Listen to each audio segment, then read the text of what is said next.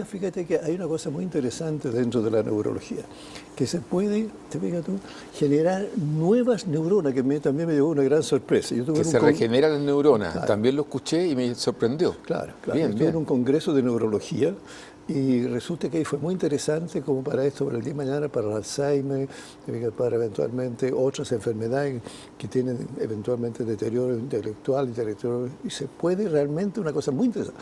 Pero también dijo una cosa muy interesante que nosotros sabíamos teóricamente, hoy día lo han demostrado con la evidencia. La evidencia significa que aplico ciertas pruebas, en este caso aplico cierto digamos, instrumento, por así decirlo, para evaluarte, y entonces evalúo la persona con y sin problema neurológico a este nivel, digamos así, de corteza superior. Y al mismo tiempo introduzco, entonces... Pero cuando tú hablas de problemas neurológicos, ¿a qué te refieres? Por ejemplo, un daño cerebral orgánico. Yo un día te voy a hablar de ingeniería en mina, de minería, y te voy a dejar pillo. Así Pero que por favor, aclárame los temas, porque pero, a ver, yo creo que eso es muy importante. yo no tengo por qué aclararlo. saber de la neurociencia. Claro, yo creo que es bueno aclararlo. Por eso, ¿a qué te refieres tú con daño claro, neurológico? Por ejemplo, nosotros tengamos lo siguiente. Hay cosas que en la medida que avanzan los años, nosotros también vamos perdiendo, y antiguamente se decía así, vamos perdiendo neuronas. Y eso era cierto hasta que hoy día sabemos que depende de uno, en gran medida. ¿El autocuidado? Así es. Y vale decir, si yo... O sea, uno a través de ciertos mecanismos, estilos de vida, puede favorecer la generación de neuronas. Eso, tú lo has señalado muy bien. Explícame eso, porque me parece súper interesante. Claro, entonces desde ese punto de vista, ¿te fijas? Se ha visto que tú inclusive, porque antiguamente se decía, supongamos que a ti te interesa aprender un nuevo idioma, eso nosotros decíamos genera nueva, digamos, relación entre las neuronas. La sinapsis. Y la sinapsis y se empieza a desarrollar, digamos, contacto con otras neuronas que están en otra parte. Hoy día, en cambio, la neurociencia lo que nos enseñó en este congreso, que además si tú estimulas tu mente estudiando, haciendo alguna actividad que a ti te obligue a pensar, a reflexionar, eso genera nueva neurona. Y nosotros nos sorprendimos todos en ese momento, en este congreso, que nos pareció muy interesante. Entonces se dijo, ¿cómo? ¿De qué manera? Entonces la manera más importante es justamente mantenerse muy activo mentalmente, que puede ser leer, no sé, mantener toda la cosa que significa la atención, y ahí aparece entonces una cosa muy interesante, fíjate, que a diferencia de lo que se creía antes, que tú tienes una especie de pérdida de memoria fatal, hoy ya sabemos que no. Lo que ocurre hoy en día con respecto a la memoria, es una cosa muy interesante también. Antiguamente nosotros creíamos como que había una cierta localización, por así decirlo, donde está la memoria. Hoy día hemos visto que no es así. Que a nivel, digamos, cerebral, para no dar términos técnicos, hay, digamos, un centro cerebral que en la medida que recibe la información también la reparte hacia otras neuronas, a otros centros. Entonces podemos recuperar muchos aspectos de la memoria que están localizados en otra parte. Se distribuye en el cerebro completo. Eso es, se distribuye. Ya. Entonces, ¿qué pasa? Que aquí ocurre una cosa muy interesante. El niño, como tiene estímulos limitados, todo lo aprende muy rápido. Y por eso aprende idioma, no es que aprenda el idioma, aprende las cosas básicas del idioma. Como estímulos limitados, yo creo que hoy día está lleno de estímulos. Por eso, pero estímulos limitados de lo que él guarda. ¿Ya? Porque él, ¿no es cierto?, va también imprimiendo en su memoria algunas cosas, la tiene ordenadita, por así decirlo. Y por eso que de repente se acuerda de cosas, le dice, oye, papá, oye, no te acuerdas que tú me prometiste tal cosa, porque está muy ligado también a lo afectivo, ¿no? Tiene mucha curiosidad y al mismo tiempo muchas cosas que le pasan a la afectividad. ¿Qué pasa en la medida que nosotros vamos avanzando? Aquí hay una cosa que nosotros sabíamos, como psicólogos, que es lo siguiente. Tú, en la medida que avanza, empiezas a ver qué es lo que más te interesa y qué es lo que menos. Entonces, aquí hay un centro cerebral que de alguna manera te elimina cosas que tú la consideras superficiales. Y por eso que te cuesta acordarte después. Sí, lo que me llama la atención, a raíz de lo que tú estás diciendo, que los neurocientíficos, los médicos, neurólogos, en los países desarrollados, porque he visto algunas charlas de ellos, dicen que el cerebro ha ido achicándose es cierto, en los últimos años. Es verdad. Lo cual no tiene nada que ver con una baja en la inteligencia. No. sino que parece que hay ciertas partes del cerebro que no estamos utilizando y eso ha significado que se achique un poquito. Es que tú dijiste una gran verdad. Hay partes que nosotros no usamos y no nos damos cuenta. Que hemos dejado de usar, para bien y para mal. Exactamente. Para bien y para mal. Claro. Entonces, para la gente que tiene temor a perder la memoria, digo, cuidado, porque no es tan así. Porque efectivamente el hipocampo, perdón que me entré un nombre técnico, o sea, efectivamente recibe esto y también distribuye esta información. O sea, se puede rescatar la información de distintos lugares del cerebro. Claro, pero al mismo tiempo, además que hay un centro obviamente que es el hipocampo, pero al mismo tiempo hay una cosa interesante, que muchas cosas, si tú vas a recordar, depende la motivación, el interés, la constancia que tú le quieres poner. Entonces yo hice la prueba conmigo mismo. A ver. Una prueba conmigo mismo.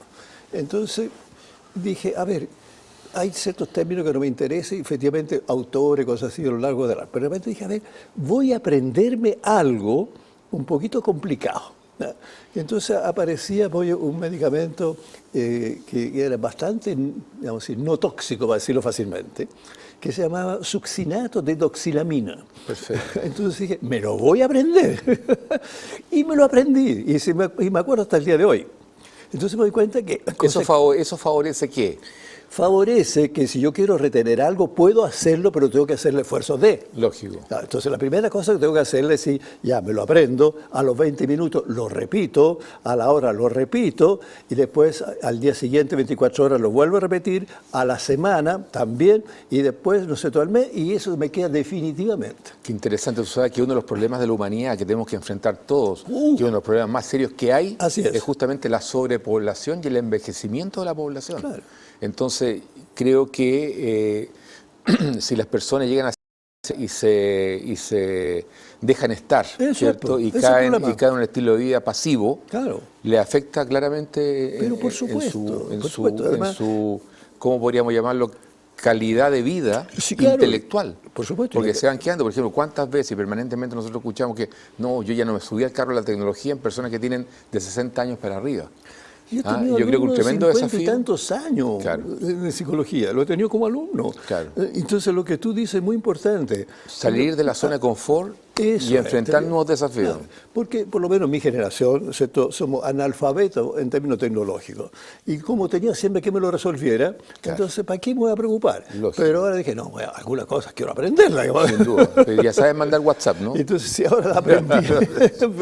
Porque me lo hacía, tenía que esa la comodidad. Pero cuando uno, tú dijiste, sale de la zona de confort, vaya, uno es capaz de aprender a resolver cosas, te fijas, muy interesante eso. Claro, porque yo voy a ser un poquito autorreferente. Yo admiro a mi hijo, por ejemplo. Porque mi hijo, bueno, estudió en Vancouver, tiene 22 años, sabe inglés.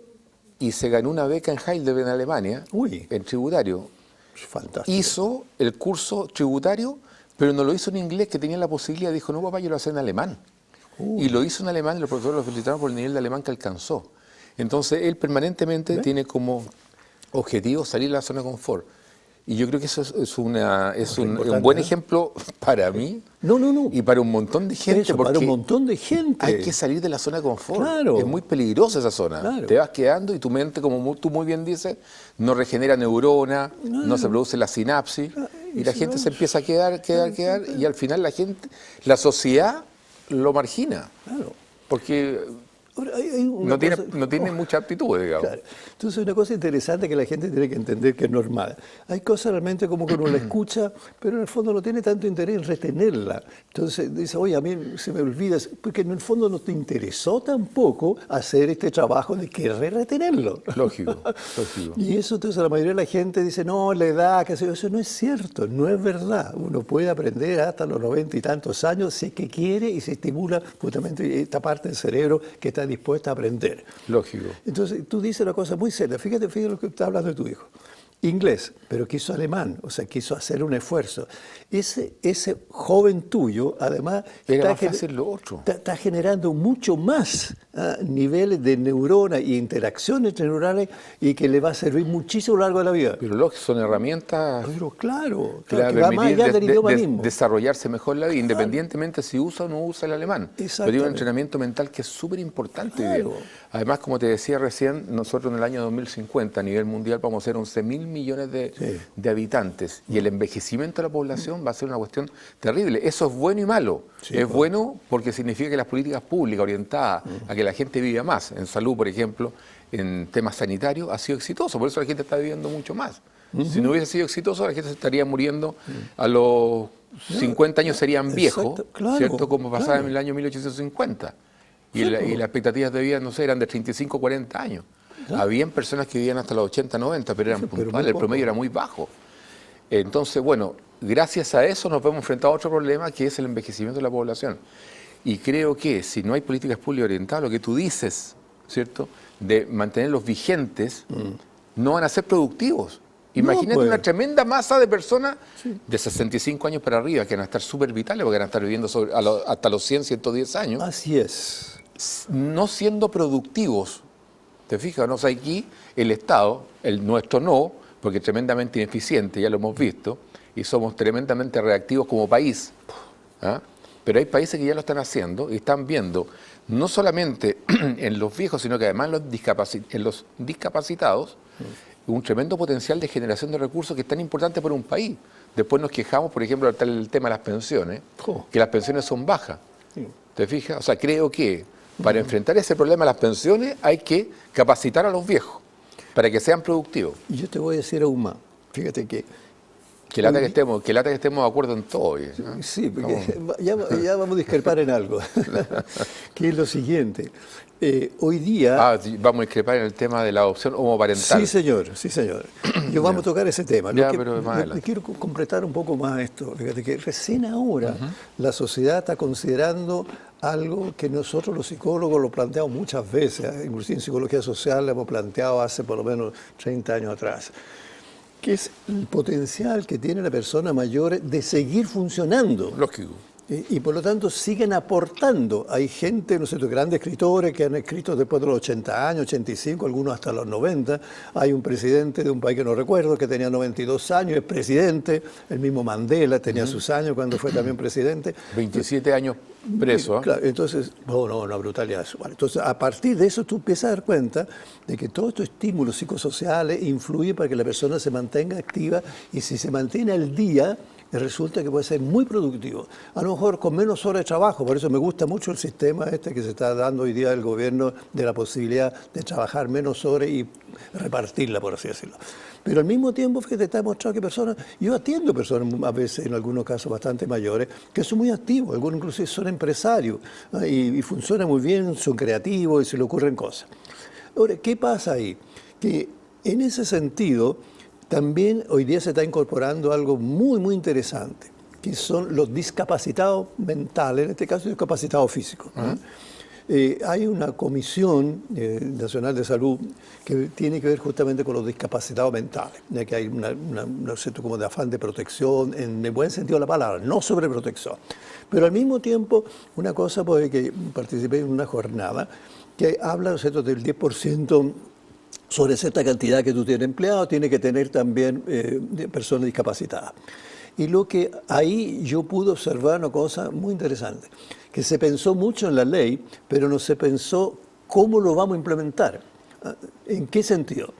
Y propusimos nosotros una comisión privada de que una vez que tú tienes a la persona, analicemos cuáles son sus potenciales y analicemos cuáles son los puestos de trabajo que eventualmente podría encajar. Porque no dado el perfil. Claro, y eso cosa no está considerado. Te ves que lo que nosotros hablamos, el job analysis o el profesorama. Es que no hay una política pública orientada a eso, que es fundamental. Claro. Tú sabes el problema que se va a ver enfrentado Chile con una cantidad enorme de gente mayor. Sí. Y bueno, dejemos de lado a los discapacitados. No, que te voy a mencionar el discapacitado un ejemplo. Pero una gente mayor en sus casas, sin producir. Mira. Y lo que significa para ese adulto mayor ser una persona no productiva y marginado a la sociedad, pues no tiene las competencias. Claro. O sea, en términos de salud mental también el país se enfrenta a otro problema. Sí. Y yo no escuchaba a nadie que se preocupe de este tema. Claro, ahora, ¿qué hay? Yo te digo discapacitado. A mí me dio mucho gusto. El otro día compré una cosa en un supermercado, sin nombrarlo. Entonces voy porque era un regalo y voy. ¿Y quién me atiende? Una persona discapacitada mental. Pero ¿qué tipo de discapacidad? En este caso, te fijas tú, era una persona con un cociente intelectual limitado. ¿no? ¿Oligofrénicos se llaman? Sí, no, pero no llega a ser oligofrénico propiamente tal, te fijas tú, pero sí, ¿no es cierto?, tú notabas que... Porque es funcional. Que funcionaba bien. ¿En qué sentido? Si tú vas a decir, en este caso, toma el paquete y con mucha delicadeza, te fijas, lo empieza a cerrar y todo, cosa porque uno dice, mira cómo estamos aprovechando una persona que a lo mejor si yo le hago un discurso no lo entiende, ¿te fijas? Entonces esa persona hace cosa que podría hacer otra persona, pero pensando en quién sabe qué, apurando rápido, porque total, ya quiere despacharlo. Entonces estamos aprovechando qué cosa. Una persona que se siente útil, le mejora su autoestima y además recibe una remuneración. Y el impacto que tiene en su familia. Y el impacto que tiene en su familia. Pero lógico. El hecho de que lleve dinero para la casa también. Claro. O sea, es un círculo virtuoso por todos lados. Fíjate que yo le regalé en ese minuto 500 pesos, lo miró y miró como a la gente. ¿Cuánto le diste? 500 pesos le di por lo que estaba haciendo. ¿Por qué no le diste 1000 pesos? No, pero espérate un poco. No, pero en serio, no estoy hablando en serio. Tú eres una persona que gana sobre los 50 millones de pesos mensuales y que le hayas dado 500 pesos en cuatro. ¿Te pasó eso a ti? No, escúchame, para que reflexiones, sigamos. No, en ese minuto me dijeron que no tenía que darle propina. Yo se la quise dar y ver cómo reaccionaba. Entonces fue genial, mira lo genial. Pero recibió eso y dijo a la jefa si lo puede recibir o no, porque no tiene prohibición de recibirlo, ¿no? Entonces la cara de felicidad, primero lo que hizo y además que le están reconociendo con una moneda. Claro. Que no tenía mayor significancia para nosotros, como tú dices, pero sí para ella y además como que era una excepción porque le habían dicho no. Mira qué interesante que una persona con discapacidad era capaz de hacer esto, ¿te fijas? Entonces, y así hay una serie de otras personas que están también ayudando. Y personas, ¿no sé?, que de repente puede estar solamente con los miembros, ¿cierto?, ilimitados, pero puede trabajar con computadora. Bueno, etcétera, etcétera. Entonces, estamos incorporando a la sociedad gente que se mantiene activa, se siente que pertenece a la universidad. Tú lo dices como si fuera un tema generalizado. Te diría que es súper puntual eso es lo que pero tú hablas. lógico, pero estoy diciendo que es bueno que se empiece a hacer así. Lo que pasa es que tiene que haber incentivo por parte del Estado a las empresas, por último, excepciones tributarias, para que incorporen más personas como él. O sea, que las empresas busquen ese tipo de personas. Bueno, tú como empresario puedes hablar de eso, yo no lo sé, como que pasa con las empresas. No, pero de sentido común. No, en general las empresas tienden a no asumir esa responsabilidad, porque no hay incentivo. Pero si a una empresa le dicen, oye, te voy a hacer un descuento, no sé qué porcentaje en el global complementario, si tú contratas a 10 personas de estas y además las capacitas, te aseguro que las empresas van a buscar este tipo de personas. Interesantísimo lo que tú dices. Pero lógico. Vamos a hacer presente eso. Son incentivos. Claro. Si no hay incentivos, no pasa nada. No, pero tú estás entonces con Friedman, como que la cosa fundamental del empresario es ganar plata. Pero, o sea, vamos a entrar al romanticismo socialista. No. Yo no soy socialista porque creo que el socialismo es pura miseria. No. Ni hablar del comunismo. Friedman, digamos, en ese sentido, fue defensor justamente de todo lo que significa el capitalismo, ¿no? Premio Nobel de Economía. Sí, pues entonces eso ha sido como cuestionado precisamente por los socialistas. Viene el capitalismo, si es el que ha generado riqueza. Pero estamos de acuerdo. Lo que pasa es que tiene que ir acompañado también, cosa que Friedman de alguna manera también lo plantea y los adversarios Pero por eso, lo boicotean. Como el empresario, el dinero, digamos, en el fondo busca rentabilidad. Obvio. Ofrezcamos el incentivo al empresario para que contrate a gente discapacitada. Muy bueno eso, muy bueno. Que no sea una cuestión de que los empresarios son malos porque no contratan. No. Démosle los incentivos adecuados para que contraten. Y además hay una cosa en Chile que hay que decirlo, más allá de la teoría económica, que existe la responsabilidad social empresarial. O sea, eso existe. ¿Cuánto se está haciendo de eso? No sé exactamente, pero sí sé que hay. O sea, tu empresa inclusive que te financia, que es una exposición de pintura, o sea, que va mucho más allá. Entonces eso no deja de ser interesante. Mira, yo conozco un poco el tema que tú estás diciendo y efectivamente hay empresas que están preocupadas un poco de generar un aporte al entorno que los cobija. Pero en la mayoría de los casos, y te diría que un 95% de los casos, es solamente para imagen pública. Pero en términos efectivos es re poco, digamos. Entonces lo poco que hacen lo difunden mucho. Son muy pocas las empresas con un compromiso real con respecto al entorno que le dicen venga para acá y los cobija. De hecho, hay un gran empresario en Chile, no era el nombre, que decía que la empresa que no está dispuesta a aportar al entorno, ¿cierto?, está destinada a morir. por lo menos la experiencia de Europa y de Estados Unidos. Acá en Chile no. Acá en Chile no, porque como las grandes empresas, estoy hablando de esas empresas, yo no estoy hablando del 1.300.000 pymes, estoy hablando de las grandes empresas, financian la política, entonces están siempre blindados, ellos nunca van a tener problemas. Pueden construir la torre más grande de Sudamérica sin permiso de edificación, ¿cierto? Con un llamado telefónico solucionan todos sus problemas, porque financian la política, efectivamente. Financiaba, porque ahora le han puesto coto un poco a eso. A ver, ¿tú crees que se va a acabar eso? Ese viene desde que... Yo soy ingenuo hasta cierto punto. Desde el Homo sapiens. Sí. Viene, si no es de una forma, va a ser de otra. Acuérdate de los maletines con dinero. Ya, pero eso es en Argentina, no nosotros. Espero que no sea así con nosotros ya. ¿En Chile no? No lo sé. Mira, yo estaba conversando esto y lo conversamos cuando vino Sandón, ¿te acuerdas? Sí, sí. Y le hice una pregunta directa, que tú estabas muy molesto, porque yo iba al hueso, ¿ya? Y tú querías un poco más relaciones. No, yo iba la última pregunta y se acabó el programa, le dije, ¿Chile es un país corrupto? No, es corrupto, me dijo. Y yo suscribo 100% su apreciación. Sí, pues. Yo estoy haciendo un listado que un día lo voy a traer para acá. Bien. En los últimos 10 años, de todos los hechos de corrupción que han habido en Chile, de todos los colores políticos. Sí, de todo, aquí no se salva nadie, esto es transversal, como dicen ahí. De todas las Fuerzas Armadas y de orden, del Ejecutivo, Legislativo, Judicial. Tú ves lo que está pasando hoy día con los fiscales que se agarraron, que los dos, el fiscal Arias y el otro Moya, creo, no sé, se agarraron de las mechas y ambos se imputan delitos. Sí. Y un fiscal que se arrancó, tu amigo fiscal Abbott, se arrancó a Colombia a un seminario porque no quería enfrentar esta situación. ¿Tú supones eso? ¿Ah? ¿Tú supones que se arrancó? Es una suposición, no la podemos verificar. Fíjate que yo tengo hartos defectos, pero tengo buen olfato. Como buen empresario. No sé, pero ¿sabes qué? El ambiente, la sensación ambiental que existe hoy día es tremendamente negativa. Yo la verdad es que ya no me sorprendo con nada. Y no pasa nada. Y no pasa nada, hay denuncia. Tú sabes que en algún minuto, y esto ahí está en los tribunales, o sea, no estoy diciendo nada nuevo, ni tampoco me pueden demandar porque está todo en los tribunales. El ejército de Chile envió pertrechos militares a un país nórdico y en Lima metieron cocaína ahí. Por Dios. ¿Y quién denunció eso? ¿El ejército chileno? No. Los suizos. Están en los tribunales. O sea, estamos hablando de que la percepción que tenemos los chilenos de que está todo, que hay una corrupción generalizada por todos lados. Pues, obvio. Es solamente la punta del iceberg. Pero es tremendamente más profunda.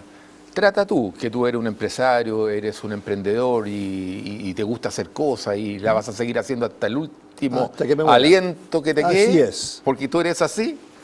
Presenta a una licitación en las Fuerzas Armadas, cualquiera, para uniformes, para gorros, para zapatos. Preséntate nomás. A ver, dejémoslo ahí. Aquí hay una cosa importante que tú dices que quiero retomar eso. Fíjate que yo está Carlos Humérez y está la PDI afuera que me avise para salir por la ventana de atrás.